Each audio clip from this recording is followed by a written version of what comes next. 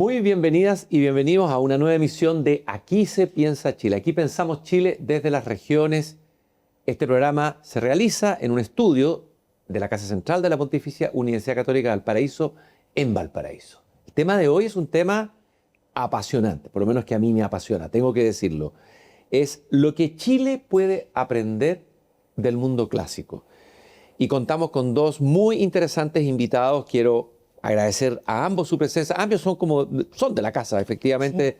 Sí. Son profesores de la Universidad Católica de Valparaíso. Paulo Donoso. Paulo, muy bienvenido. Gracias. Profesor adjunto del Instituto de Historia de la PUCB. Doctor en Historia Orientalística e Historia del Arte de la Universidad de Pisa. Y es socio activo de la Sociedad Chilena de Historia y Geografía. Autor de distintas ponencias y artículos que vamos a comentar probablemente algunos de ellos en el programa. Muy bienvenido, Paulo. Muchas gracias. Cecilia Hinojosa, doctora en Historia de la Pontificia Universidad Católica de Valparaíso. Algunos de sus temas: historia patrimonial, arte, cultura, antigüedad clásica, cercano oriente también, y esto tiene que ver con el tema que nos convoca, investigación sobre la recepción de lo clásico. Ella es además docente de la Universidad Adolfo Ibáñez y autora de distintas ponencias y estudios sobre el mundo clásico. Quiero partir, tengo en mis manos un libro que obviamente es alguien que ustedes conocen y que para mí tiene una especial significación y genera una emoción. Tengo una revista ITER, una revista que es una colección de revistas con distintos temas relacionados con el mundo antiguo, de una pionera, diría yo, de una verdadera heroína, diría yo, de la difusión del mundo clásico en Chile, quien quiero recordar e invocar en este programa, la gran Giuseppina Gramático, a quien tuve la posibilidad de entrevistar en otro programa, en un espacio como este.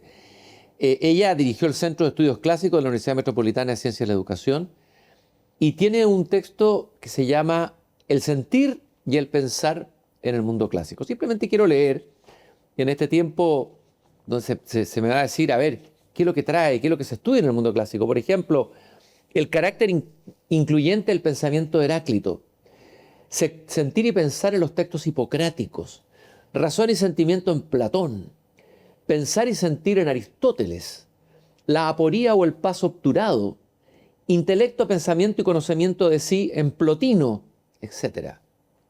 Alguien a quien yo le presente este libro dirá, pero esto es todo inútil, esto es completamente inútil. Y ahí invoco al gran profesor Nuccio Ordine, que escribió un libro, un verdadero manifiesto, La utilidad de lo inútil. Todo tiene que ser útil, primera pregunta, lo que aprendemos. Y lo otro, el mundo clásico, ¿es útil, entre comillas, y en qué sentido puede servirnos para el tiempo de hoy? Eso es lo que vamos a conversar hoy día. Bueno, lo primero que sorprende es que alguien tan joven como tú eres un profesor joven, haya dedicado su vida, ha escogido como vocación el estudio del mundo clásico, ¿no? En distintas temáticas y dimensiones. Y probablemente, me imagino que no debe haber sido fácil haberle dicho a tus padres, papá, voy a dedicarme a estudiar el mundo clásico, ¿no? Hoy día, como decía antes, se tiende a privilegiar lo útil, predomina más el pensar calculante que el pensar meditativo. Cuéntanos un poco tu historia, cómo llegas al mundo clásico, cómo decides entregar tu vida a esto, sí, que además aparece como incierto y hasta riesgoso desde el punto de vista laboral, ¿no? Bueno, Paulo. Gracias, Cristian, por esta invitación y por la pregunta. Bueno, primero que todo, familiarmente hay una historia de mi familia con la universidad. Mi padre fue rector de esta universidad, Bernardo Donoso, y por tanto hay un vínculo de muy chico con estos pasillos, con esta casa central. Pero además, él es un humanista, aun cuando se dedicó al mundo de la ingeniería comercial, ¿no? El mundo de la economía. Era un humanista y por tanto yo tuve libros de muy chico en la casa y se leía mucho, ¿no? Entonces hay una formación previa que claro, conozco de muy pequeño. Y después en la universidad, yo entro a la carrera de filosofía en esta universidad y tuve el contacto con el griego y el latín. Jamás en mi vida había leído textos en griego y aprender declinaciones que fueron terribles, ¿no? Aprender Rosa, Rosae, Rosarum. Entonces, ese contacto me iluminó. Dije, algo tengo que hacer con esto. La lengua clásica fue para mí el primer acercamiento y que tuve estos profesores muy excelentes que tuve en esta universidad. Y cambio a historia, y en historia, como de cambio de carrera, entro de lleno y sabiendo que me iba a dedicar a esto, ¿no? Ese era mi norte, gracias a la lengua clásica. Y es interesante esto porque las lenguas clásicas en algún momento estuvieron, hace tiempos remotos y pretéritos, en el currículum, en Europa también, sí, y han sido sacadas del currículum. Han habido incluso protestas en Europa, hubo grupos que se manifestaron en contra de esta pérdida. A ver, ¿qué perdemos al no tener el latín y el griego y qué ganamos al conocer el latín y el griego?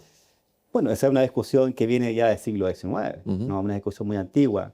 Benjamín Vicuña Maquena decía, bueno, ¿qué ganamos con el latín si tenemos la lengua de francés y la lengua moderna, ¿no? Esa es una discusión antigua. Pero hoy en día creo que creo yo que debería reforzarse al menos conocer la etimología, ¿no? Probablemente saber latín y griego en el currículum no tiene mucho sentido desde el punto de vista curricular, pero saber las palabras, el origen de las palabras, yo creo que es algo que debería retomarse al menos a nivel escolar y universitario. Creo que eso es algo que estamos al debe.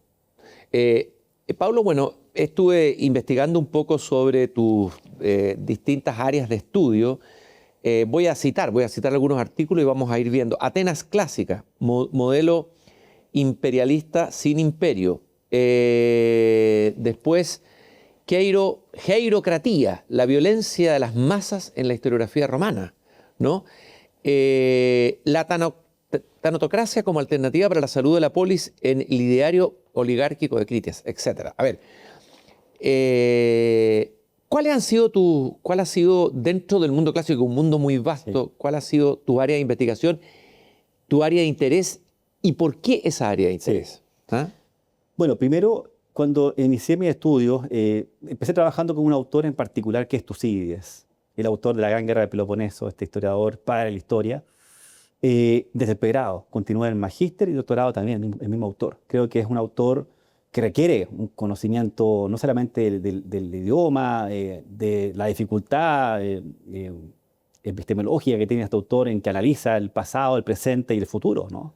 Entonces, esa fue la base, ¿no?, del modelo que tomé para seguir con las investigaciones posteriores. ¿Por qué Tucídides? A ver, ¿qué es lo que hace que te dediques tanto tiempo a él? Háblanos un poco más del personaje y por qué puede ser un personaje relevante e interesante de estudiar desde hoy día. Bueno, este autor piensa la guerra del Peloponeso, un hecho factual específico, pero la piensa en modo universal, diciendo, bueno, la guerra va a estar ahí, siempre. Educa al ciudadano para que no vuelva a caer en ella, ¿no? Le escribe al ciudadano que va a leer, no en esa época, sino hoy, 2500 años después, preguntando, bueno, ¿qué piensa usted de la guerra, de la muerte, de la guerra civil, de la política, de la democracia? Esas preguntas se las hace y su texto es un texto bastante complejo porque resulta que es un texto diferente al resto de lo que había en el siglo V a.C., que es su época. En el fondo, él es una suerte de el primer historiador o el padre de la historiografía, ¿no? Evidentemente. Anteriormente Heródoto escribe el 9 libro de la historia con la historia de las guerras médicas, pero Tucídides le imprime hasta ahora un carácter psicológico, el carácter de pensar la historia como un elemento analítico, no solamente descriptivo, entrar de lleno en cómo el ser humano se desenvuelve, piensa, actúa de forma positiva y negativa, ¿no? Y finalmente cómo operamos con esa visión humana, ¿no? ¿Qué es lo que te parece lo más actual de Tucídides? ¿Algún elemento, aspecto, alguna reflexión o algún texto que nos pueda servir, no sé si de espejo, pero o de guía, o abra, o dialogue con algún tema de nuestra actualidad? Hoy día, Tucídides, por ejemplo, es un autor que está muy vigente, sobre todo con el conflicto internacional. Hay una teoría que se habla de la trampa de Tucídides, que es, Tucídides nos hablaba del mundo bipolar, ¿no? Que fue vigente hasta la Guerra Fría en el mundo contemporáneo. Ayer Atenas, Esparta, ¿no es cierto? Atenas, Esparta, Unión Soviética, Estados Unidos. Y la trampa de Tucídides que nos imprime esta teoría es que hoy día ya no son dos, son tres, es China. Hay un tercer actor que no estaba en el siglo XX y por tanto no caer en entender el mundo como un mundo bipolar. Y esa es la trampa de Tucídides, ¿no? Hoy día hay que verlo como un elemento múltiple, multifactorial, y ahí el conflicto tiene otras categorías y otras explicaciones. Entonces está muy vigente hoy día el autor. Gracias, Pablo. Cecilia, vamos por tu pasión, tu historia y tu dedicación. ¿Cómo llegas a estudiar? Bueno, eres doctor en historia, pero te especializas, ¿no es cierto?, en una parte importante sí, muchos años ya. En el mundo clásico. Enseñas el mundo clásico. Voy a citar algunos de tus artículos, tú me corriges si me equivoco: el fin de la historia en el pensamiento mítico de la Grecia antigua, la ética y el problema de sustento del hombre en la época posclásica. anagnórisis del sentido trágico, este es bonito, la dimensión trágica Sí. del hombre, la Grecia imaginaria de Nietzsche, fascinante artículo también debe ser. Hablemos un poco de cómo llegas, lo mismo que le pregunté a Pablo, cómo te enamoras del mundo clásico y cómo sigue y cómo le dedicas tu vida a este mundo que uno podría Sí. decir periclitado, anticuado, alejado en el tiempo. Esto parte con una anécdota muy antigua, que es en 8º año básico me dieron un trabajo sobre mitos. En esa época, que fue hace un tiempo ya, el mito no era tratado como parte de la historia y a mí el mito me encantó. O sea, los mitos grecorromanos específicamente. Estaba en 8º básico, tenía 12, 13 años, no más. Y yo dije, esto tengo que estudiarlo. Claro, en principio podría haber estudiado literatura, pero yo quería, desde ya 4º medio, tuve una muy buena profesora en el colegio, que había sido ayudante de don Héctor Herrera Cajas, que fue un gran profesor de esta universidad, maestro, un gran maestro, y por lo tanto estaba la impronta, ¿no? de cómo estudiar esta historia, pero enlazada con el mito. Y por eso es que me enamoré desde muy temprana edad de la tragedia. Y por eso es que mi tesis doctoral tiene que ver con la teatrocracia de Esquilo, o sea, en el fondo, la política de las emociones, que me parece que es tan actual. Y me recuerda a esa niña que estudiaba en su casa estos mitos que en principio, cuando me acuerdo estaba en primer año de universidad, se veía con algún recelo el estudio del mito, pero hoy, desde todo el desarrollo de la historia cultural, el mito explica los imaginarios, una mentalidad que son evidentemente parte de la historia. Y por lo tanto suele ser más fascinante de lo que la gente cree y mucho más histórico de lo que las personas normalmente suponen. Los mitos siguen funcionando y operando y hay otros mitos que reemplazan a mitos anteriores dentro del inconsciente, ¿no? Y a propósito de la Grecia imaginaria de Nietzsche, yo siempre postulé de que es cierto que uno de los grandes dilemas, que podrían ser los dilemas de aquellos que nos están viendo y escuchando, es que estamos idealizando a ese mundo clásico. ¿Y por qué no? Digo yo. Porque a veces lo que falta es imaginar como imaginaban ellos y pensar en grande, básicamente. Cuando uno piensa en esos ámbitos de grandeza, puede pensar un mejor país o una mejor sociedad o un mejor mundo. Y de alguna manera lo que pensaron los griegos es, de alguna manera, ha sido la base del sustento y el desarrollo, la base, el fundamento de nuestra civilización. Exacto. O sea, nosotros en una parte nuestra pensamos todavía como griegos, ¿no? Exacto, y de ahí, recordando lo que decías tú de la etimología, es tan gratificante cuando tú le explicas a un alumno el inicio de una palabra. Yo ahora estamos hablando de que estamos entusiasmados, entheos, poseídos por la divinidad, sí, para llegar a un momento de éxtasis y de anagnórisis, de gran reconocimiento de las cosas. Si supiéramos mejor qué significan esas palabras, aún entendiendo de que las palabras tienen su historia, ¿no? Hay palabras que tenían una connotación en un momento y después la tienen otro, pero justamente estudiar la historia de esa palabra abre mundos sorprendentes a la hora de tratar de entender la sociedad actual y también la más antigua. ¿Qué otra palabra crees tú que nos puede servir o puede iluminar alguna dimensión de nuestra sociedad actual? Una palabra que te parezca pertinente. Mira, hay una que me gusta mucho, que no sé si Pablo estará de acuerdo conmigo, que es kleos, que tiene que ver con el reconocimiento, porque esa estaba vinculada total y enteramente con la arete, que es un concepto que hoy por hoy está venido en menos porque... La virtud. Es la virtud, pero más pensada en el sentido griego de la excelencia. Es decir, cómo tú te levantas en el día, estoy pensando incluso en una mirada muy estoica, pero siendo mejor que ayer. O sea, la percepción del sí mismo respecto de cómo yo puedo mejorar. Y hoy por hoy es un dilema porque en el fondo las personas piensan, bueno, ¿para qué? ¿Para qué yo me pongo en la posición de pensar mejor que lo que yo pensé antes? Y creo que es las crisis que uno, palabra griega también, las crisis que uno puede autohacerse ayudan a pensar de mejor forma. Porque si estamos en un lugar seguro y cómodo todo el tiempo, se vuelve todo inútil y se vuelve mucho más útil cuando uno logra consigo mismo provocarse esas crisis para pensar de otra manera, mejor. La pasión de Pablo es Tucídides Y la tuya parece que uno de los autores es Esquilo. Esquilo. A ver, tráenos a colación Esquilo, cuéntanos quién fue para quien no lo conozca. Sí. ¿Por qué es importante leerlo? ¿Qué es lo que nos encontramos en el mundo de Esquilo? Sí, Esquilo, yo entré a la tragedia por Sófocles, que es más conocido, ¿verdad? Edipo Rey, etc. El Edipo Rey, que además ha tenido tantas adaptaciones, ¿no? Pero cuando llegué a Esquilo, y más que a Esquilo, a una palabra que usaba Platón, que usaba de teatrocracia, hablaba, y la usó en 2 momentos en el libro Las Leyes. Siempre me llamó la atención porque Platón tenía problemas con el teatro. Sí, O sea, claro. lo Tenía veía contradicciones internas. Tenía contradicciones internas y eso a mí me llamó mucho la atención. ¿Por qué termina siendo una teatrocracia?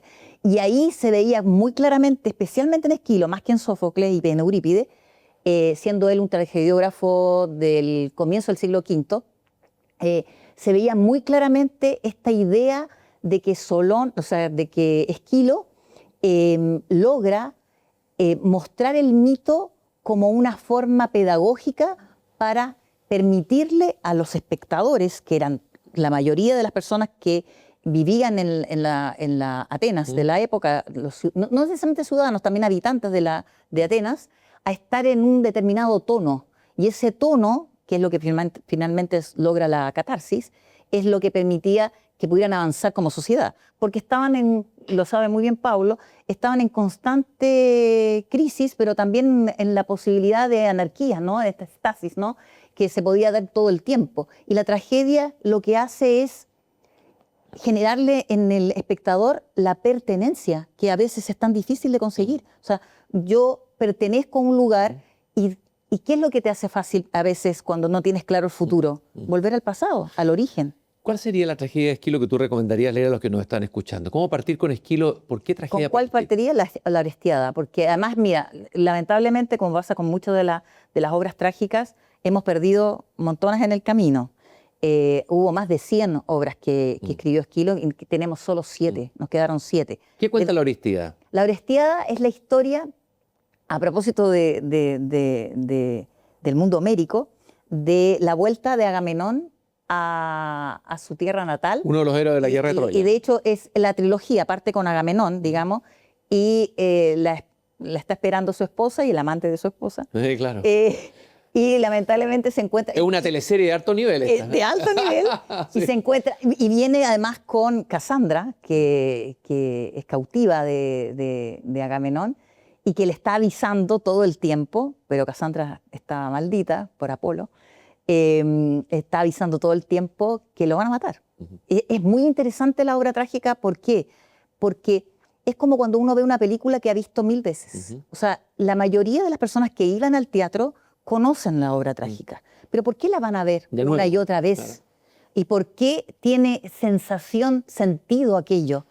Porque es como cuando tú ves esa película que has visto miles de veces y tú dices, aquí viene el momento en que yo siento angustia, pero después me relajo porque pasa lo que tiene que pasar. Y ahí la catarsis, una liberación. Y ahí viene la catarsis, una liberación total que se hace dentro. Que hoy día lo sentimos en las series de Netflix y todo, pero aquí estamos hablando de series de Netflix griegas de gran nivel. De gran nivel. Paulo, a ver, en el siglo Chile se armó, la República Chilena, la historia de Chile está fundada en personajes como un Andrés Bello, creador de la Universidad de Chile, un experto en gramática, también en el mundo clásico, amante de la poesía de Virgilio, ¿no?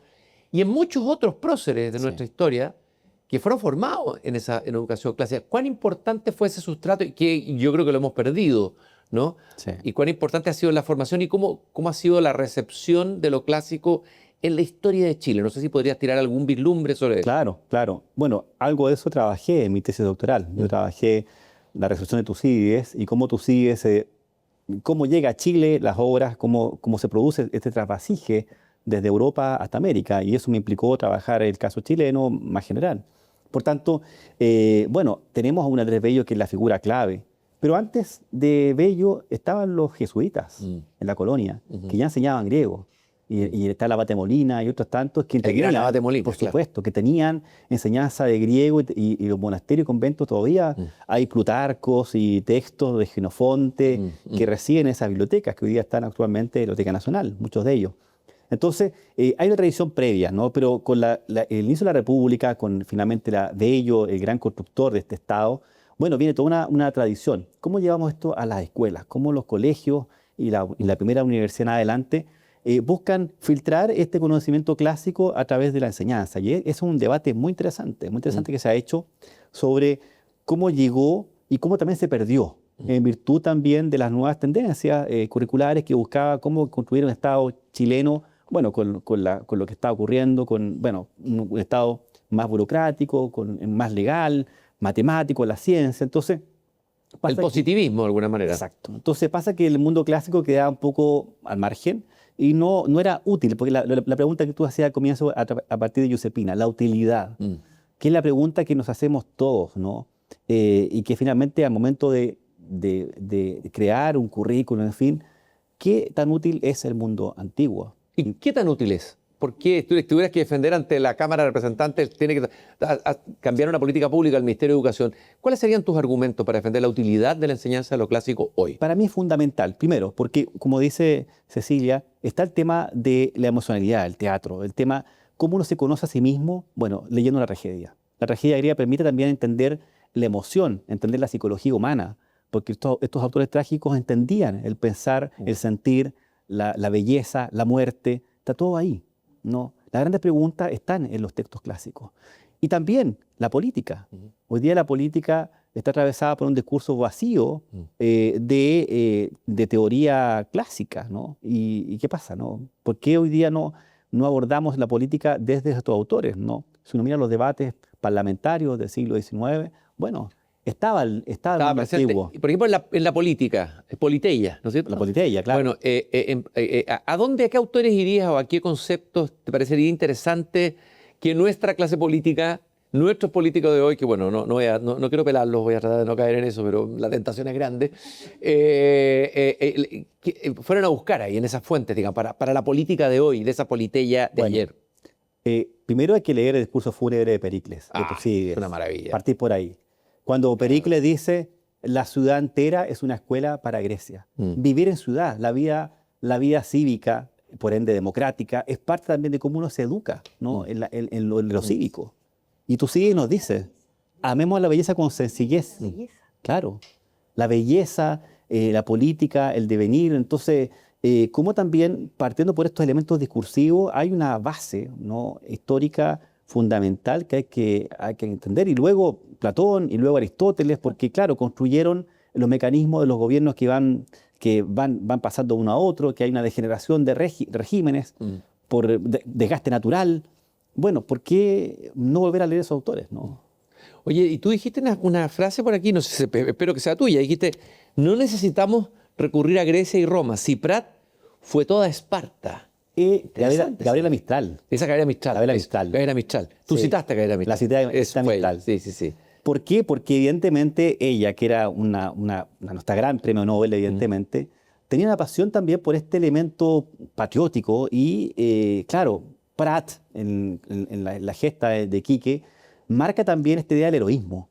El héroe que cae, que muere por su patria, al igual como lo hicieron los grandes próceres de la antigüedad, como Héctor, como lo hicieron, bueno, los grandes héroes, ¿no?, que tuvo el mundo antiguo. A propósito de Héctor, acaba de editarse aquí en la Universidad Católica de Valparaíso, en la edición PUCB, este maravilloso libro de Jacqueline de Romilly, Héctor. Y quiero simplemente decir, ella dice en francés, no hay una vida de Héctor, sino únicamente una muerte de Héctor. Un personaje que aparece en la Ilíada, pero que de lo que sabemos de él, más que de la vida, es de su muerte, ¿no es cierto? Y ustedes editaron este libro y lo publicaron, lo recomiendo, especialmente interesantísimo. Hay una figura, por ejemplo, relevante y que esta experta en el mundo, esta helenista francesa, rescata. Háblanos brevemente de este Héctor, de la Ilíada. Bueno, es una obra maravillosa. Primero, la elegimos, finalmente la universidad la eligió, porque finalmente, ¿cómo hablar de un personaje? ¿Cómo traer la cultura primero a Valparaíso? Es un libro que se traduce desde Valparaíso para el mundo. No deja de ser interesante ese elemento regional.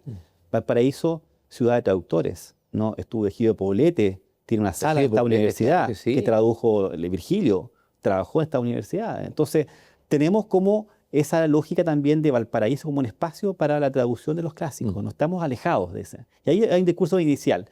Y bueno, Héctor es la figura, efectivamente, el antihéroe, el que nadie se acuerda, el que muere, pero que queda relegado a la historia, ¿no? Porque la historia sigue avanzando hacia Aquiles y el triunfo sobre Troya. Pero ¿qué pasa con su vida, su muerte, su familia, sus hijos? El padre Príamo que suplica el cuerpo del hijo que ha sido mancillado. ¿Qué pasa con el honor? Son las grandes preguntas que se hace Jacqueline de Romilly en ese libro. Qué interesante, dice, se reconstruye la figura de Héctor como el centro de una épica que ya anuncia el pathos de la tragedia, ¿no es cierto? ¿Y qué nos dice, qué nos ilumina Héctor a nosotros hoy? ¿Qué crees tú que nos puede iluminar este héroe Bueno, de la Ilíada? Sí. Primero, están estos valores de la familia, ¿no? Cuando Jacqueline de Romilly describe el momento cuando se despide de su esposa, de su pequeño hijo. Está la despedida, está la pena amarga sabiendo que no va a volver, sabiendo que va a morir. Su esposa intenta retenerlo, no vayas a la guerra, pero él tiene que cumplir el signo trágico del mundo antiguo, que era el honor. Paris había cometido un error gravísimo con el rapto de Helena, y ¿quién cuida el honor de la familia? Él.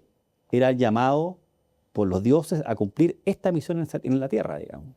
Entonces, hoy día tenemos, ¿no?, cómo defendemos nuestro honor familiar, nuestro honor en el país, a nivel de Estado, a nivel de lo que uno piensa, cómo uno defiende los valores propios, ¿no? Y eso también creo que es importante un poco argumentar en base a lo que el mundo clásico y la figura de Héctor muestra, ¿no?, en este libro. Sí, además quería comentar que, Dale. sí, que hay un juego muy interesante que se ve en la tragedia, se ve en la filosofía, se ve en la literatura del mundo clásico, que es este juego entre ethos y pathos. O sea, en el fondo... Explica bien cada una de las palabras. Claro, el ethos en el sentido del deber ser, o sea, lo que corresponde. Y el pathos es lo que uno quisiera, pero no puede. Pero en ese juego de tensiones, que muy de manera mágica se ve en Homero, está el agón. Y el agón es, de donde viene la palabra agonía, es esta tensión... Entre destino y libertad. Exacto. Entonces, de alguna manera, Héctor, aun cuando es la tragedia, es la representación del ethos, porque Aquiles es la representación del pathos, porque él es la cólera, básicamente, la ira.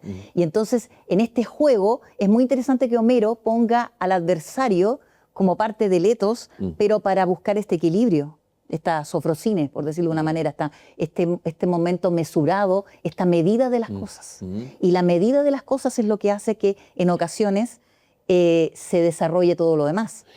Es como lo que Aristóteles hablaba de la mesotez, porque la gente lo ha traducido como la clase media, pero no, es la mesotez, el justo medio. Ese justo medio que es tan difícil. ¿Por qué irse a los dos polos cuando uno puede conciliar? Y fíjate que en la tragedia, en el desarrollo de la tragedia, especialmente en Esquilo, se nota claramente que está una posición, está la otra, y al final lo que se busca es conciliar en el justo medio. Claro. Y la ahí mesura. La mesura. Y parece que para los griegos fue una preocupación. O sea, el pecado fundamental era la hibris, ¿no es cierto? Claro, y la desmesura. Y yo creo que ese es un tema actual. Sí. Nuestros tiempos son tiempos de desmesura. Desmesura total. ¿Qué sabemos? ¿Qué nos enseñan los griegos de la desmesura y de la hibris? Claro, lo que pasa es que la hibris es algo tentador, el descontrol. Y de hecho es muy interesante ahora que se está trabajando en la historia de la cultura las emociones en el mundo antiguo, porque un Aristóteles, por ejemplo, que uno podría pensar que está más alejado del mundo de las emociones, él considera que la emoción es un elemento que hay que tener en consideración, incluso en la parte de la politeia, en la política, en la parte final, sobre qué tipo de música hay que escuchar. Y esa música es la que permite que tu espíritu se alinee para poder desarrollar la mejor versión de ti mismo, nuevamente. O sea, aquí está la mesotez, es decir, el justo medio, con la búsqueda de esta arete que es el ser mejor, para no caer en la agonía, en esta tensión insoportable que me impide sobrevivir en ocasiones. Porque en el día de hoy, ¿qué pasa? Que vamos tan apresurados, vamos tan... Una vez yo dije que yo misma iba delante de mí, sin alcanzarme, Buena, eso, sí. sin alcanzarme nunca. Y entonces, ¿cómo hacer que los tiempos te den la oportunidad de volver a mirar, reflexionar y pensar nuevamente, por eso es que me encanta el título de este. Aquí se piensa. Aquí se piensa, porque cuando se piensa, después se puede actuar mejor. Desde luego. ¿Tú querías decir algo, parece, Pablo, sobre aquello, agregar desde tu propio estudio? Sí. Bueno, evidentemente yo pienso también en una autora que está muy vigente, que es Irene Vallejo. Irene Vallejo ha traído el mundo de la etimología de las palabras al español, lo ha difundido con gran capacidad y creo que eso ahí hay elementos claves, ¿no? Cómo pensar estos elementos de la antigüedad, estas palabras que nos están rondando. Siempre estamos viendo el mundo antiguo. Yo le enseño a mis estudiantes, que, como tú decías, el concepto de crisis, el concepto de teoría, mirar lo divino, el concepto, las palabras claves que hoy día conversaba con mis estudiantes, lo fasto, lo nefasto, cómo en Roma se pensaba el prodigio, el portento. Nada está al azar en el mundo romano, todo hay un orden. Y en el mundo sagrado en Roma, la religión romana, se ordena en torno a los días fastos y los días nefastos. Qué bonito eso. Es una cosa maravillosa que nos enseña cómo vivía el mundo antiguo su realidad. Bueno, Heidegger decía que pensar, hacer filosofía, es pensar las palabras. O sea, primero hay que detenerse en cada palabra y cada palabra tiene una profundidad. Claro. Y tal vez una de las maneras, lo que ustedes estaban diciendo, de recuperar la presencia del estudio del mundo clásico es partiendo por las palabras. O sea, los alumnos en la enseñanza media deben aprender, o incluso antes, tener al final de la enseñanza media por lo menos, 100 palabras de este mundo, ¿no? Partiendo por democracia. Democracia. Que es una palabra complicada. A ver, ¿por qué es complicada la democracia? Porque la democracia, y de los políticos uno escucha mucho que dicen, bueno, el gobierno del pueblo. Sí. Pero la palabra demos es mucho más compleja que pueblo, propiamente tal. Y cuando se dio esta primera iniciativa que llevó a la democratía, digamos, que tenía que ver con la isonomía, con la isogoría, o sea, con que los ciudadanos tuvieran una participación más igualitaria, el interés era hacer participar a estos demos que tenían además una localización geográfica específica y que hacía que, de alguna manera, a diferencia de lo que se estaba dando en época soloniana, que es siglo VI a.C., hubiera un interés porque el poder adquisitivo, en este caso, no fuera un elemento tan relevante a la hora de tomar decisiones. Y entonces, ¿qué es lo que pasa en este caso? Es cierto, porque uno podría se culpa tanto a los griegos de cosas que ni siquiera hoy día hemos sido capaces de resolver. Y yo digo, no culpemos, ya hicieron bastante los griegos con lo que hicieron. Pero en este caso, es cierto que no todos eran ciudadanos. Se calcula que de la gente que vivía en Atenas en el siglo V a.C. era 1 a 5, o sea, por un ciudadano, 5 habitantes, más o menos. Pero fíjate que leyendo, el mismo Aristóteles, que no era ateniense, podía participar activamente siendo él el filósofo que era. O sea, hay muchas formas de participación indirecta que no son normalmente conocidas. Incluso a propósito del papel de la mujer, en este caso, que muchas veces dicen, bueno, la mujer no participaba. Participaba en otros ámbitos de otra forma.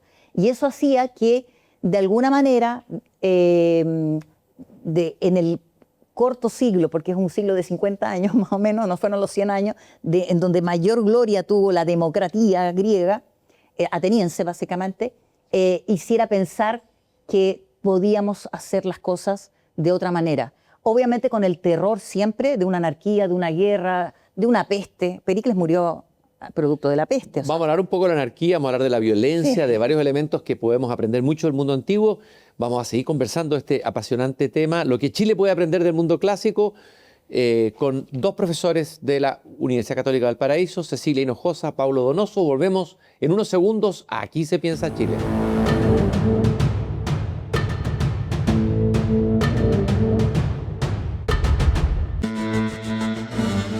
Seguimos conversando en Aquí se piensa Chile, en un tema apasionante, lo que Chile puede aprender del mundo clásico. Estamos con dos profesores, Paulo Donoso, que es de la casa, Pontificia Universidad Católica de Valparaíso, Cecilia Hinojosa, doctora en Historia de esta casa de estudio y profesora de la Universidad Adolfo Ibáñez.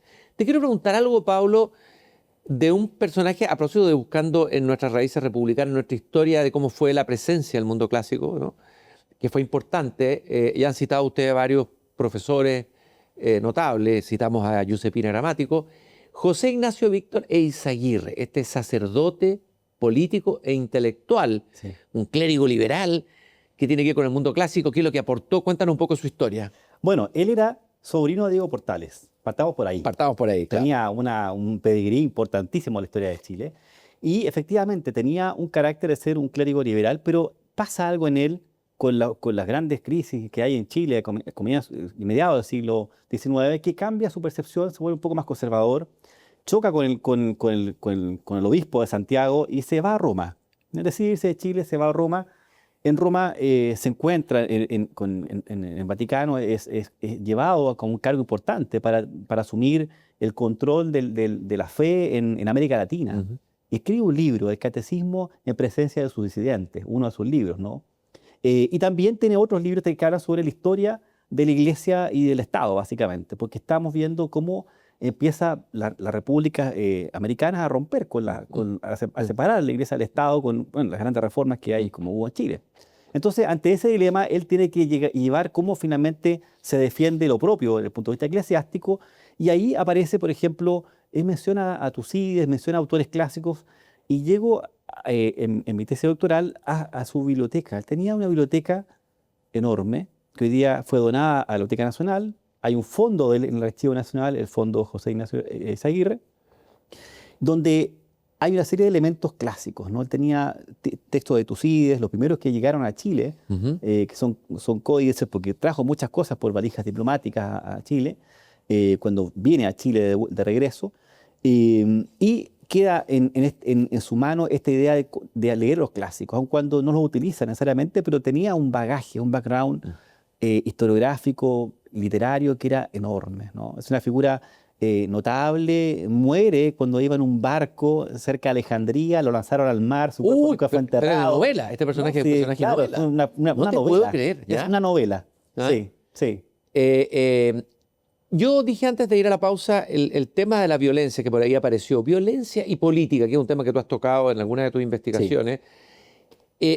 Entiendo que los griegos más bien detestaban la violencia o tenían experiencias traumáticas, probablemente con experiencias históricas de violencia, y en cambio en Roma la violencia estuvo permanente, porque, o sea, pensar en Nerón y unos terribles Sí. emperadores que hubo, el pobre Séneca, pienso en él, etc.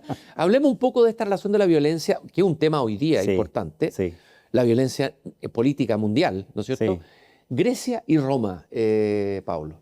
Bueno, la violencia en griego, biaios, la palabra griega. Biaios. Tucídides nos habla de ella y nos dice, la guerra es una maestra de violencia, una maestra como una enseñante, como una mujer que educa a los seres humanos a ser más violentos. Ujú. Y lamentablemente estamos en ella, no podemos salir si la guerra persiste. Por tanto, la violencia estuvo siempre acompañada a los griegos. La misma Jacqueline de Rumilly tiene un libro, La Grecia Antigua contra la violencia. Se dedica a hablar de cómo los griegos intentaban evitarla, pero finalmente está ahí. La guerra contra un enemigo externo, la guerra civil, la estasis permanente. La estasis porque finalmente nuestras diferencias nos llevan a que nos enfrentemos entre hermanos, básicamente. Y eso era con natural, al parecer. Y por eso, cuando tú me preguntabas al comienzo el concepto de hierocratía, es un concepto interesante, porque lo ocupa Polibio, historiador griego en época romana. Y Polibio va a decir, cuando la democracia se transforma, se queda finalmente en manos de la anarquía, se vuelve el poder por las manos, el poder de la violencia. Heiro significa las manos, heir. El poder, el kratos de la mano, del golpe, del puño. Y eso es la hierocratía. Lo que cualquiera quería evitar. No podemos llegar a eso, ¿no? No podemos llegar a ese mundo en que finalmente la violencia se imponga por sobre la ley y por sobre el estado de las cosas. ¿Y qué pasaba en Roma con la violencia? Una reflexión ahí sobre... Claro, el mundo romano vive con la violencia, persiste. Si uno mira la fundación de la ciudad, parte con el fratricidio, un hermano mata al otro. Por tanto, tenemos una historia que parte con episodios importantes. El asesinato de Julio César. Bueno. Que Brutus filius meus. ¿no? Claro. ¿Ah? Pero también Roma buscó, a partir del tratado, del derecho, evitarla. Porque finalmente el derecho, el acuerdo, el pacto con un enemigo evitaba que yo cayera en ese descontrol de la violencia. Porque la ley finalmente me permite ordenar la sociedad. Entonces también Roma tenía una visión jurídica, más que psicológica, jurídica, para enfrentarla. ¿Ya? Y finalmente, bueno, con el imperio finalmente también tenemos cómo la persona, el poder absoluto en la mano de la persona llevaba también a que hubiera descontrol, como tú mencionabas el caso de Nerón, aun cuando Nerón hay muchos lugares comunes contra él, y hoy día se está estudiando y no era tan sangriento como se dice. ¿Ya? Las fuentes que se escribieron también tenían su qué. Ujú. Buscaban atacarlo, buscaban construir un personaje terrible cuando probablemente no era tal como nos Pero no es muestra cierto que la mandó a matar fotografía. a su madre y Bueno, sí, pero también no fue el único, no fue el único. Ya, Antes ya. había estado Calígula y otros Ya. más, entonces no fue el único que hizo lo mismo, digamos. Oye, y a propósito de Nerón, me acordé del Tratado de la Ira de Séneca. Y me acordé de un tema que instaló el filósofo alemán Peter Sloterdijk, un libro que se llama El tiempo y la ira, que parte con Aquiles, la cólera de Aquiles, pero analiza el papel de la ira en la historia, ¿no es cierto? ¿Quién nos enseña ese mundo clásico que tú has estudiado sobre la ira? La ira, la rabia, el resentimiento, el odio. Bueno, eso se ve, como ya decía, la tragedia griega, Sí. yo creo que es el principal Ujú. filtro, los lentes con los cuales miramos esa emocionalidad, el sentimiento, orgueil y otras palabras más que nos hablan de esa forma desenfrenada de enfrentar, ¿no? Ujú.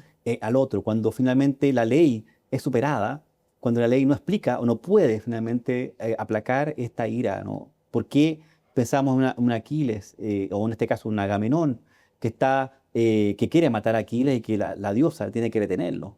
Controla, Agamenón, tu ira. Así comienza la Ilíada, ¿no? Ujú. Con el control de la ira. Mm. Pero eso es un tema que finalmente lo que hace la tragedia es educar sobre ella. Exacto. Mm. O sea, no es que no Eduquemos sobre exista la ella. emoción. Exacto. Claro, no es que no exista la emoción, sino que en un lugar que contiene, que es en el teatro griego, que es un teatro que tiene sus particularidades, que además se escuchaba de cualquier lugar, Sí. permita esa catarsis, pero de manera controlada. Porque ¿qué pasa?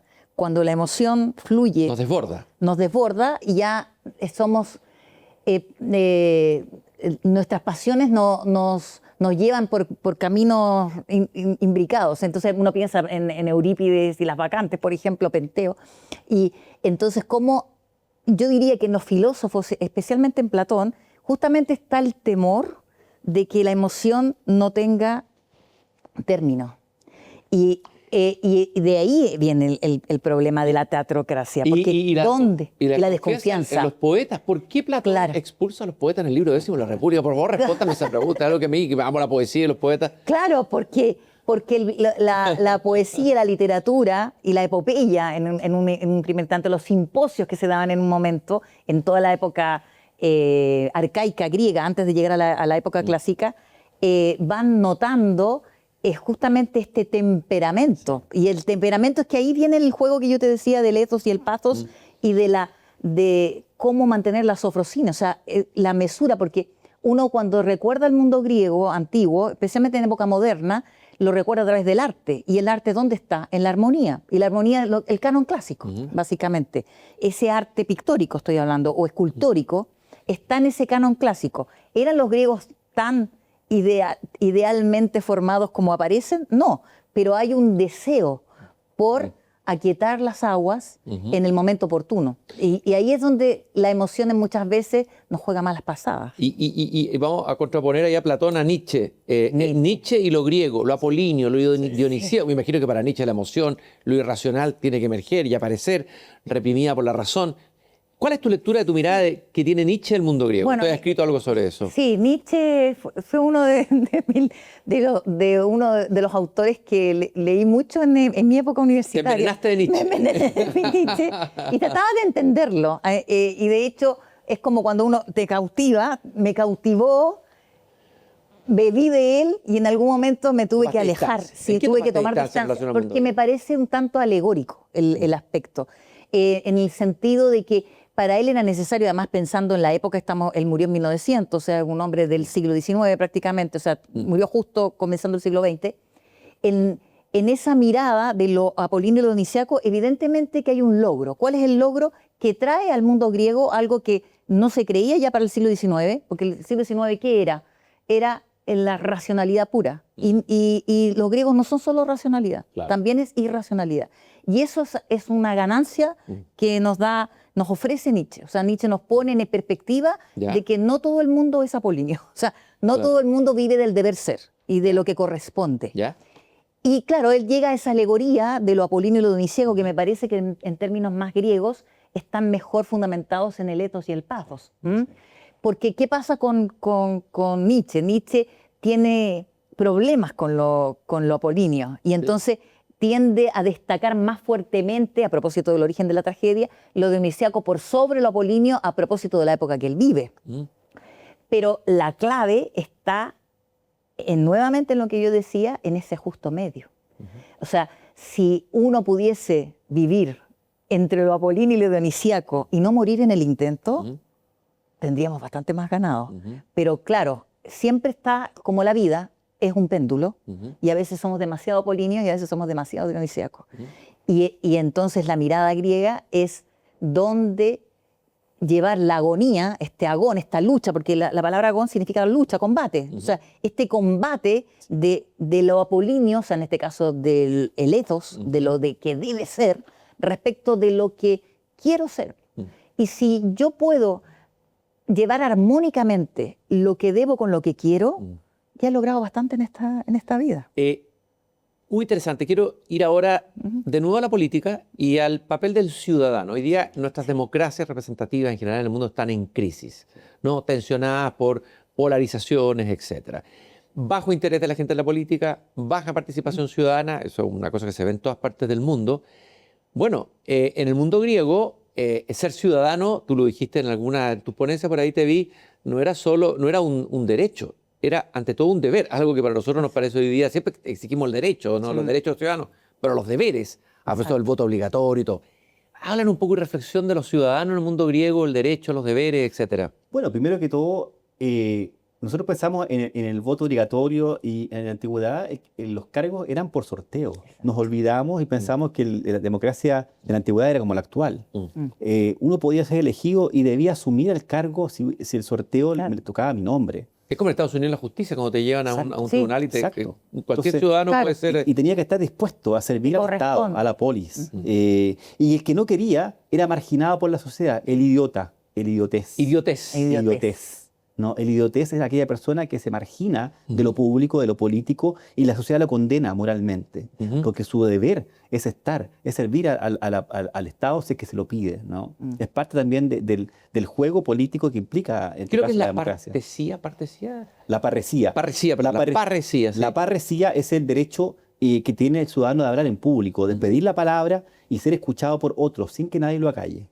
Eso fue un logro democrático que costó mucho, porque no podían hablar, obviamente el demos no podía hablar en virtud de la aristocracia, y cuando el demos puede hablar, respeta y pide que se le respete su palabra. Entonces hoy en día, cuando uno ve que cuesta hablar en público porque le pueden decir algo. La pifiadera, la funa, etcétera. Claro. Entonces estamos yendo en contra de un principio democrático fundamental, que es el derecho a la palabra. Y hay tres palabras muy bonitas, que son eclesía o eclesia, bulé y ágora. Sí. Esa sabe más, pero a ver, ¿qué nos dicen esas palabras? ¿Qué nos enseñan esas palabras? Bueno, la eclesía era este ámbito llamado, la gran asamblea, ¿no?, de ciudadanos que se reunían. De eclesía viene del griego el término iglesia, que lo toma el cristianismo para hablar de la comunidad de fieles. Pero la eclesía era estos ciudadanos, que fueron 5.000 en un momento más importante en la democracia, 5.000 personas. Entonces, estos elegidos iban y representaban a su demos y decidían cosas fundamentales. La bulé era podríamos decir, el antepasado más importante de lo que hoy día es el Parlamento, ¿no? Personas que legislaban, Consejo, ¿no? Pero era mucho más primario, ¿no? Mucho más precario que lo que era el Senado romano, que fue mucho más... Tenía más, evidentemente, una formulación, un organismo más centralizado. Pero la bulé parte en Atenas como esta idea inicial. Y el ágora, es el espacio de lo público, el espacio donde la gente se reúne a conversar, a hablar. Como aquí se piensa Chile, en el ágora se pensaba la ciudad, se pensaba la polis, se hablaba en público. ¿Y cómo eran esas conversaciones? ¿Cómo eran esos diálogos en el ágora? ¿Qué es lo que sabemos de eso? Bueno, no sé cómo la tragedia muestra muy bien eso. Claro. Por ejemplo, en la tragedia, el personaje principal no es los que tú crees que normalmente son, es el coro. El coro. Claro. ¿Cuál es la función del coro? Es que el coro es fundamental. El coro, además, reitera. ¿Te has fijado que como que cada cierto tiempo, tanto en Esquilo como en Sófocles como en Eurípides, cada vez va teniendo mayor importancia? En Eurípides mucho más que en Esquilo.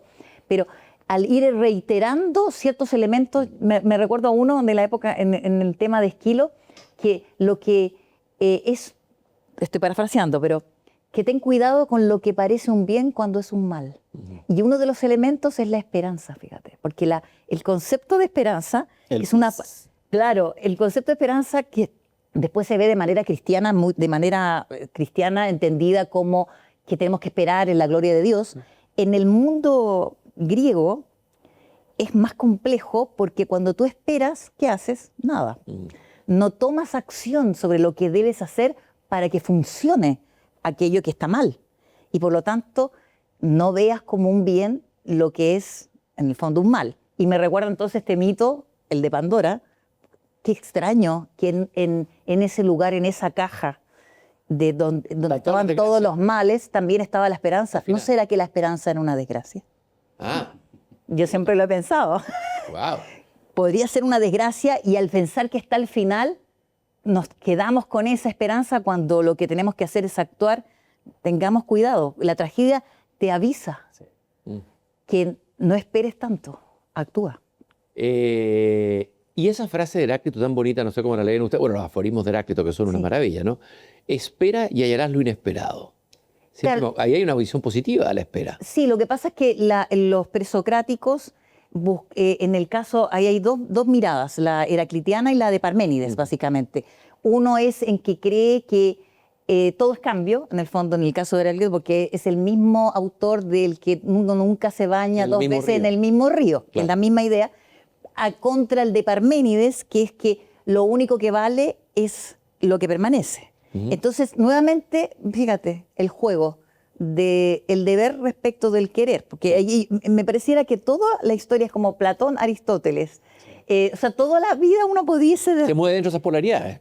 Claro, se dan esas polaridades. Y entonces, claro, te encuentras con autores que privilegian un punto y otros que privilegian el otro. Y después aparece la síntesis en alguno otro que trata de recoger aquello. Un Sócrates, por ejemplo, o después más adelante con la filosofía helenística, porque aquí tenemos después el epicureísmo, el estoicismo. Que está tan de moda hoy día. Sí. Ahí quería preguntarle a usted, hoy día hay influencers en las redes sociales, divulgadores, algunos mejores y otros peores, se han publicado cantidades de libros, se está releyendo Marco Aurelio, Epicteto de nuevo, Marco Aurelio, Séneca, etc. Muchos años ¿Por qué este boom de la filosofía helenística tiene que ver con que nuestra época y nuestras crisis se parecen a las que dieron origen a eso? ¿Cómo lo miran ustedes? No sé si quiere... Pablo, sí. Bueno, hay que ver que cuando surge esta filosofía estamos viendo cambios de época tremendos, ¿no? Sí. Roma ya era dominador absoluto del Mediterráneo y vemos como también ese mundo griego que buscaba sobrevivir, esa voz en un desierto, aun cuando tenía un bagaje importante, el mundo mediterráneo hablaba griego, cómo mantenemos nuestra soberanía en base y el pensamiento va a ser ese modo en el cual se sostiene y se entiende el pensar griego que debe defenderse un poco a esta soberanía romana, a este poder romano que está creando otras cosas, ¿no? También una filosofía importante. Uno piensa que en Roma no hubo filosofía, sí la hubo. Si uno mira al poeta Terencio dice, humano soy y nada del humano me es ajeno. Ah, esa frase es maravillosa. Maravillosa. Sí, pensar la vida, pensar qué es cada uno, lo creado, ¿no? Ahora, los romanos eran filósofos más prácticos, ¿o no? Sí, más relegados con la vida cotidiana que el griego, que era más de la teoría, las ideas, bueno, Platón, etcétera, ¿no es cierto? ¿Hay algo de eso? Claro, hay una filosofía práctica donde también esta filosofía sirve también de alguna forma al poder. Recordemos que coincide este periodo helenístico con el fin de la República, comienzo del Imperio. Hay una transición importante de quiebre de un régimen a otro. Y ahí la filosofía va a decir, bueno, ¿cómo asumimos el control de esta nueva forma de gobierno donde hay que educar a este príncipe, que así se llamaba en comienzo, Octavio Augusto, así se llama príncipe, y luego emperador? ¿Cómo educamos? ¿Cómo le damos los instrumentos para poder, ¿no? estar con ellos? Y por eso vamos a ver a un Séneca, ¿no? que está con Nerón, pero también otros filósofos que van a circular en torno al poder del príncipe. La poesía también. Poeta Ovidio, no siendo filósofo, va a tener gran influencia, hablar del amor, el eros, el erotismo, elementos fundamentales, cómo se mide a la humanidad. Leí algo muy bonito de la filósofa española María Zambrano, quien dice que, me gustó esto cuando habla de Séneca, habla como que el primer filósofo prehispánico o hispánico, derechamente, el español, que ahí la filosofía con Séneca, con todos los estoicos, se hizo más compasiva, se hizo más maternal. se alejó como del Olimpo de la filosofía y se acercó más a ayudar al hombre en su vida cotidiana. ¿Están de acuerdo con eso? Y quizás... Sí, además me recuerdo el de la brevedad de la vida, que es otro texto también Sí. que está asociado justamente con Maravilloso texto. esa vida más pragmática que yo diría que se da incluso antes de que los romanos, yo diría que el momento clave está en la crisis generada luego de la muerte de Alejandro Magno. ¿Por qué? Porque ahí nadie sabía dónde tenía que ubicarse y están estos epicureístas, que yo siempre digo que son los primeros hippies de la historia, en Ya. este lugar Ya. que ordena de alguna manera esta mirada que es tan compleja, porque al final, ¿por qué quieren pensar tanto? Porque quieren ser felices, Claro. básicamente. Entonces, ¿la felicidad cómo se logra? Entonces, ese es uno de los grandes dilemas. Bueno, lo que decía Sócrates, una vida Sin examinada, examen. una vida no examinada no merece ser vivida. O sea, en cambio, una vida examinada sí merece Claro, ser y vivida, entonces ¿no? tenemos a los epicureístas que dicen una cosa, a los estoicos que dicen otra, Claro. y se dan todas estas filosofías que se desarrollan largamente hasta la época que está comentando Paulo. O sea, desde el siglo IV antes de Cristo hasta el siglo I antes de Cristo, todo seguía siendo o estoico o epicurio o de algunas de las otras que son menos conocidas. O cínico. O cínico. Diógenes. Claro, y entonces uno se da cuenta fácilmente que el problema seguía siendo el mismo, porque en el fondo, ¿cuáles son los grandes problemas de la humanidad? ¿De dónde venimos? ¿Quiénes somos? ¿Dónde vamos? Y esos grandes problemas de la humanidad a veces se resuelven más teóricamente o más pragmáticamente. Y los puntos de inflexión de la historia, que eso es lo más interesante cuando uno estudia historia, es como vas viendo que hay épocas que tienen crisis donde tú sabes que hay un fin. Y uno dice, ¿cómo terminó? Pero hay otro comienzo. Y ahí es donde uno ve cómo la filosofía va acompañando al historiador y la literatura también lo va acompañando para poder desentrañar estos grandes dilemas de la humanidad que siguen siendo los mismos de ahora. Estimado profesor, usted sabe que a mí me encantaría continuar este banquete que nos estamos dando. Yo lo seguiría y haría un programa solo de entrevistas del mundo clásico. No estoy bromeando, pero en estos últimos minutos me gustaría que cada uno de ustedes hiciera una reflexión de cómo ven ustedes, a ver, ¿cuál es la situación, el diagnóstico de la situación de la enseñanza del mundo clásico en nuestro mundo universitario, para qué decir, en el sistema escolar?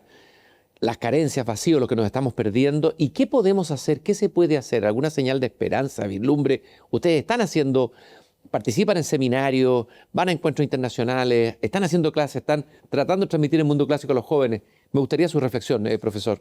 Bueno, en Chile tengo esperanza, siempre que no hay que perder esperanza, de Sí. que se vuelva... Cuidado con la esperanza, sí, Sí, claro. cuidado. Hagamos la esperanza. Ya. De que Hagamos se- algo. Que se vuelva una forma a esa que el Estado, bueno, considere, ¿no? Hoy día el mundo antiguo se estudia en tercero básico y séptimo básico. Y hay reformas que quieren sacar esto porque hoy otros intereses, pero yo creo que el mundo antiguo nos pertenece. Yo digo a tu estudiante, no tenemos arqueología aquí, no hay restos romanos ni griegos en Chile, pero tenemos una trayectoria, tenemos una herencia cultural que nos pertenece. Somos parte, ¿no? Lejano, que a través de España y también de otras herencias llegaron acá. Y por tanto, en nuestro lenguaje hay herencias que no podemos perder y reconocerlas, ¿no? Y hay personas que se han dedicado a eso, ¿no? Josefina Gramático es una, Albino Meceroni, que falleció hace poco, un gran Miguel Castillo de Didier, que acaba de ser declarado profesor emérito, traductor de los griegos. también. ¿Ah? Entonces, tenemos una gran cantidad de personas que se han dedicado y han dedicado su vida completa. Oscar Velázquez. Oscar Eso. Velázquez, traductor de Platón, ¿no? Sí, ni más ni menos. Claro, claro. ¿Y usted qué reflexionaría, maestra? Bueno, yo viví una época en la que se estudiaba historia antigua en enseñanza media, cosa que después llegó a tercero, cuarto, quinto básico. En alguna ocasión, a propósito de que me lo han pedido, le he tratado de explicar a esa edad cosas fundamentales que creo que son importantes. ¿Por qué? Porque en los textos escolares en ocasiones se quedan con los clichés, ¿no? Con los clichés de este mundo antiguo.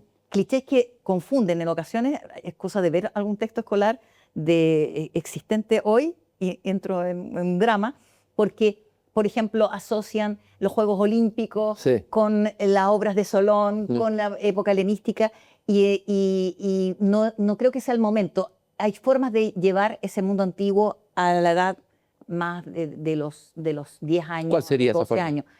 Creo que una es el uso de la palabra. Por ejemplo, si partiéramos con, imagínate, una nueva forma de entender la ciudad, y partimos con polis, por ejemplo. ¿Qué es la polis?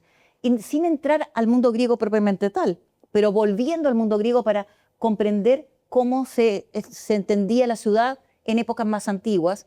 Y de alguna manera yo siempre he pensado, imaginando, yo haría nuevamente una educación a partir de mi comunidad y de esa comunidad siempre volviendo a lo antiguo y llevando a lo contemporáneo. O al revés, porque una cosa es el legado, ¿verdad? Y la otra es lo que tú comentaste, que es la recepción. O sea, cómo yo interpreto aquello que yo conozco.